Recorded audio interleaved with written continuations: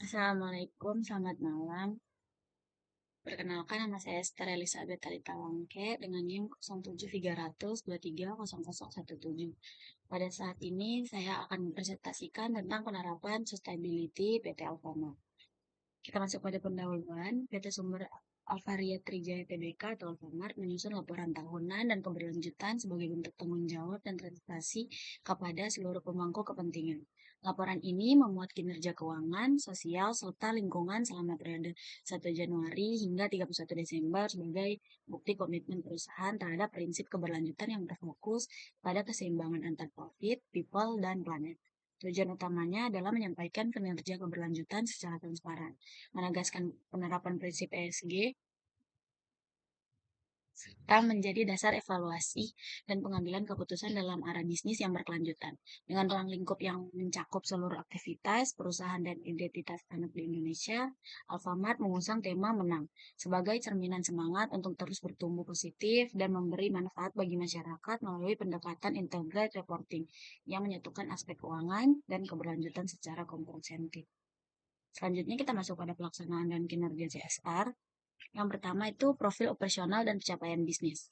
Alfamart mengelola lebih dari 22.000 gerai di seluruh Indonesia dengan jaringan distribusi yang menjangkau hampir seluruh provinsi. Pertumbuhan mendapat bersih sekitar 10% per tahun menjadi bukti keberhasilan modal bisnis perusahaan.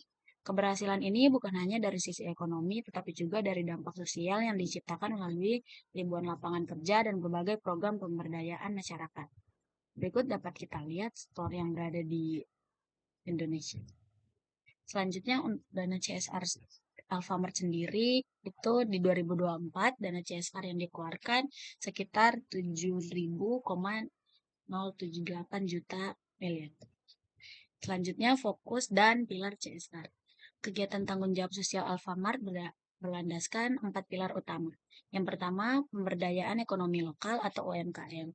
Alfamart membuka akses pasar bagi lebih dari 600 produk lokal agar dapat dijual di jaringan toko nasional. Program ini tidak hanya memperluas jangkauan penjualan UMKM, tapi juga meningkatkan kualitas dan daya saing produknya. Yang kedua ada inklusi sosial dan ketenaga kerjaan.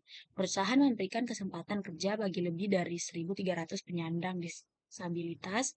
Selain itu, Alfamart secara rutin menyelenggarakan pelatihan, keterampilan, dan pengembangan karir bagi seluruh karyawan. Dan yang ketiga, pendidikan dan pemberdayaan komunitas. Alfamart mengadakan program edukatif seperti Alfamart Class, pelatihan kewirausahaan, beasiswa pendidikan, dan bantuan untuk sekolah-sekolahan binaan.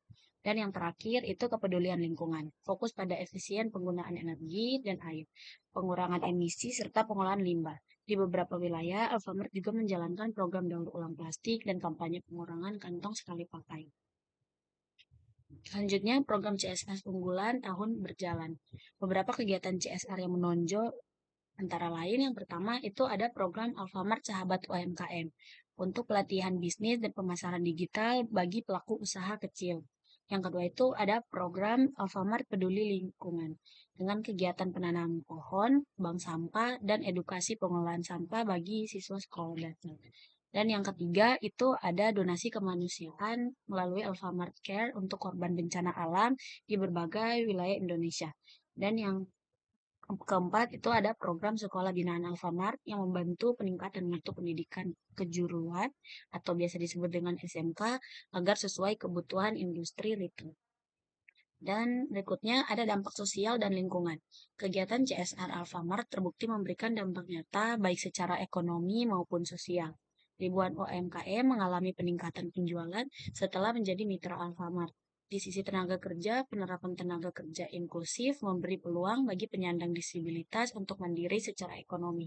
Dari aspek lingkungan, efisiensi, energi, dan air terus meningkat setiap tahun dengan penggunaan listrik dan air per toko yang berhasil ditekan dibandingkan periode sebelumnya. Upaya pengurangan limbah plastik dan optimalisasi sistem logistik juga menjadi bagian penting dalam menekankan emisi karbon. Dan untuk strategi dan tantangannya, Alfamart menghadapi tantangan berupa meningkatkan kebutuhan energi, tuntunan regulasi lingkungan, serta perubahan pola konsumsi masyarakat yang semakin peduli terhadap isu keberlanjutan. Untuk menjawab hal tersebut, perusahaan menyiapkan strategi berupa Yang pertama itu ada kolaborasi lintas sektor dengan pemerintah dan komunitas lokal.